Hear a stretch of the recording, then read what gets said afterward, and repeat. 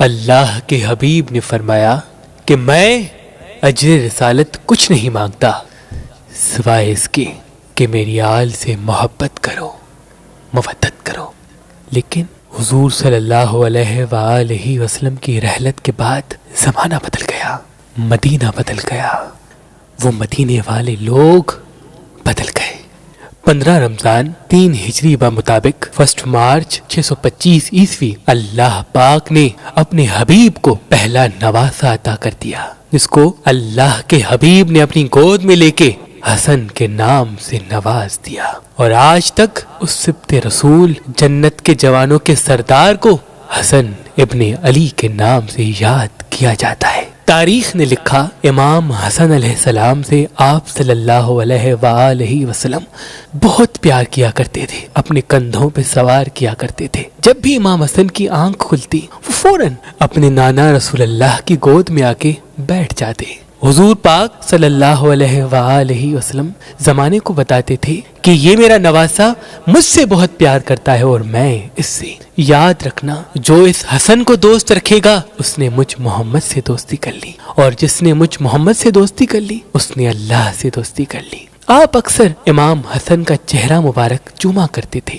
امام حسن علیہ السلام کو حضور صلی اللہ علیہ وآلہ وسلم کی اتنی عادت ہو گئی کہ آپ رسول اللہ کے بغیر سویا نہیں کرتے تھے۔ حضور صلی اللہ علیہ وآلہ وسلم اپنے بازوؤں پہ یا اپنے سینے پہ امام حسن کو سلایا کرتے اور بہت پیار کیا کرتے۔ ابھی بچپنا گزر ہی رہا تھا کہ آپ کی عمر مبارک 7 سال 5 ماہ اور 16 دن کی ہو گئی۔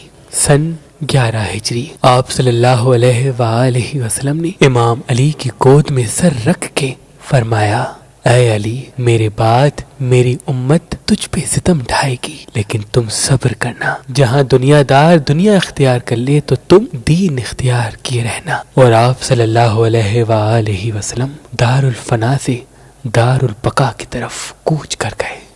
رسول اللہ کی رحلت کے بعد جس مدینے میں آل محمد کا بہت احترام ہوا کرتا تھا، وہ لوگ دھیرے دھیرے اس طرح سے بدل گئے جیسے وہ آل محمد کو پہچانتے تک نہ ہو۔ ایک مرتبہ امام حسن دیکھ رہے تھے کہ گھر میں امام علی آئے تو آپ کی والدہ زار و قطار رو کر امام علی کو سلام کرتی ہے۔ جیسے ہی سلام کرتی ہے تو امام علی کہتے ہیں، فاطمہ رو کیوں رہی ہو؟ بی بی فاطمہ زہرا فرماتی ہیں، یا علی، آج میں نے فضا سے سنا کہ مدینے کے لوگ آپ کو سلام تک نہیں کرتے، تو میں بنت رسول اللہ آپ کو سلام کرتی ہوں۔ بس یہ کہنا تھا تو امام علی بھی زار و قطار رونے لگے اور رو کے فرمایا، اے بنت رسول اللہ، غربت یہ نہیں کہ لوگ مجھے سلام نہیں کرتے، بلکہ غربت تو یہ ہے کہ میں علی اگر کسی کو سلام کرتا ہوں تو لوگ مجھ علی کو سلام کا جواب تک نہیں دیتے۔ امام حسن ان تمام باتوں کو سنتے تھے اور تنہائی میں اپنے نانا کو یاد کیا کرتے تھے اور زار و قطار روتے تھے۔ بس بی بی فاطمہ زہرا کا گھر جلا، آپ کی والدہ کا پہلو شکستہ ہوا، آپ کا بھائی محسن شہید ہو گیا۔ آپ نے ان تمام مناظر کو دیکھا۔ جب آپ کی عمر مبارک 7 سال 8 ماہ 18 دن کی ہوئی تو 3 جمادی الثانی 11 ہجری کو آپ کی والدہ بنت رسول اللہ آپ کو چھوڑ کر آپ کے نانا رسول اللہ سے جا کے ملی۔ آپ کی والدہ اور آپ کے نانا کی غم نے آپ کو بہت اکیلا کر دیا، اور یوں دیکھتے دیکھتے آپ زمانہ بلوغیت تک آ پہنچے۔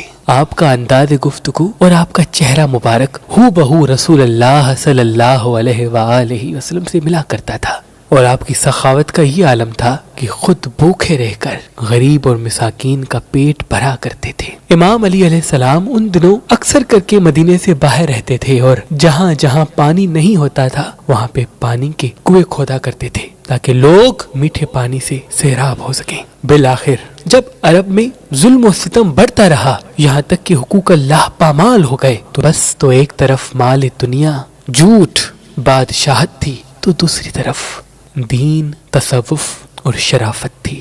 بالآخر جب ظالم حکمران اپنے مقصد میں کامیاب نہ ہوئے تو امام علی علیہ السلام کو قتل کرنے کی سازش رچی، اور مسجد کوفہ میں 19 رمضان 40 ہجری کو سجدے کی حالت میں آپ پہ حملہ کر دیا، اور فزت برب الکعبہ کی آواز سے زمانہ گونج اٹھا۔ امام علی کو ضربت لگی۔ اس وقت آپ روزے میں تھے، لوگ امام علی کو سنبھالنے لگے تو امام علی نے فوراً اپنے بڑے بیٹے حسن سے کہا، حسن پہلے نماز ختم کراؤ، اس کے بعد مجھے اپنے گھر لے چلو۔ امام حسن علیہ السلام نے نماز ختم کر کے اپنے بابا علی ابن ابی طالب کو گھر لے کے آئے۔ آپ بستر شہادت پہ تھے اور اپنے بیٹے حسن ابن علی سے فرماتے ہیں، اے حسن یاد رکھنا، میرے بعد تیرے نانا کی امت تیرے سامنے تیرے بابا کو گالیاں دے گی، تجھے گالیاں دے گی، لیکن اے حسن تم صبر کرنا۔ اور اللہ پاک اپنی پاک کتاب قرآن میں فرماتا ہے، جب بھی دشمن صلح کے لیے ہاتھ بڑھائے تو صلح کرنا، کہ اسلام امن کا نام ہے۔ اپنے نانا کی صلح حدیبیہ کو یاد رکھنا، جہاں تک ہو سکے امن کو پھیلاتے رہنا۔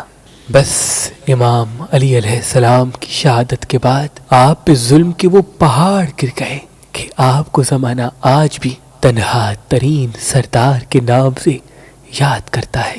رسول اللہ نے فرمایا تھا کہ میری امت کا سب سے بڑا فتنہ مال ہے، دولت ہے۔ بس ظالم حکمرانوں نے اس صدا کو بلند کیا کہ جو حسن کو قتل کرے گا اسے ہم اشرفیوں سے نواز دیں گے۔ ہر کوئی امام حسن کے قتل کے خواب دیکھنے لگا اور یہ چاہتا رہا کہ میں حسن کو قتل کروں تاکہ انعام مجھے ملے۔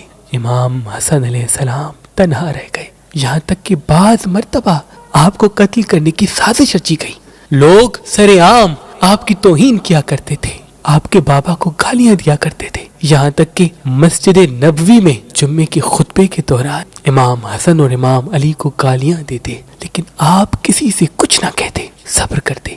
جب دل حد سے زیادہ بھر آتا تو آپ پیدل خانہ کعبہ کی طرف چلے جاتے اور غلاف کعبہ کو پکڑ کر کہتے، اے اللہ یاد رکھنا، تیرے حبیب کی امت نے، میرے نانا کی امت نے مجھ پہ وہ ستم ڈھائے ہیں جو اگر کالی راتوں پر گرتے تو کالی راتیں سفید ہو جاتی، اور اگر سفید دنوں پہ گرتے تو سفید دن کالی راتوں میں تبدیل ہو جاتے۔ جس علی نے ہر دم اسلام کو بلند کیا، آج لوگ اسی علی کی توہین کرتے ہیں۔ اے اللہ مجھے اس دن کا انتظار ہے جب تو حساب لے گا۔ بس اپنے آنسوؤں کو غلاف کعبہ سے پونچھ کر مدینے واپس آ جاتے۔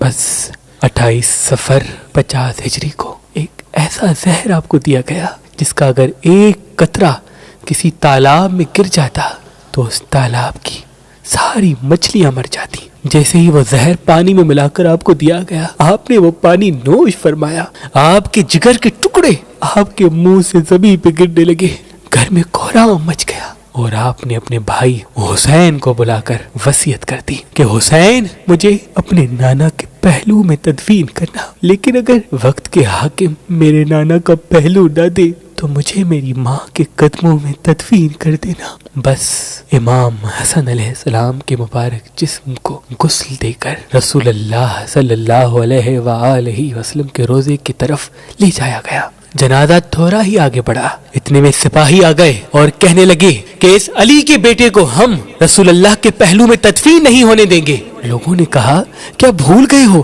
یہ وہ حسن ہے جو جنت کے جوانوں کا سردار ہے، ہر پل ہر لمحے رسول اللہ اپنے کندھوں پہ سوار کیا کرتے تھے، کیا تم اس حسن کے لیے ہی کہہ رہے ہو؟ بس اتنی دیر میں تیروں کی بارش ہوئی، تیروں کی برسات میں امام حسن کا مبارک جنازہ گر گیا۔ اتنے میں جناب عباس نے تلوار نیام سے نکالی۔ امام حسین نے کہا، عباس ٹھہرو، صبر کرو۔ میرے بھائی حسن نے کہا، اگر مجھے میرے نانا کا پہلو نہ ملے تو جنگ نہ کرنا، بس میرے جسم کو میری ماں کے قدموں میں تدفین کر دینا، چلو جنت البقیہ کی طرف۔ بس امام حسن کی مبارک جنازے کو جنت البقیہ میں تدفین کر دیا گیا۔ یہ واقعہ 28 صفر 50 ہجری کو پیش آیا۔ سلام ہو اس غریب نواسے پر جس کو اپنے نانا کا پہلو تک نصیب نہ ہوا، نصیب نہ ہوا، نصیب نہ ہوا۔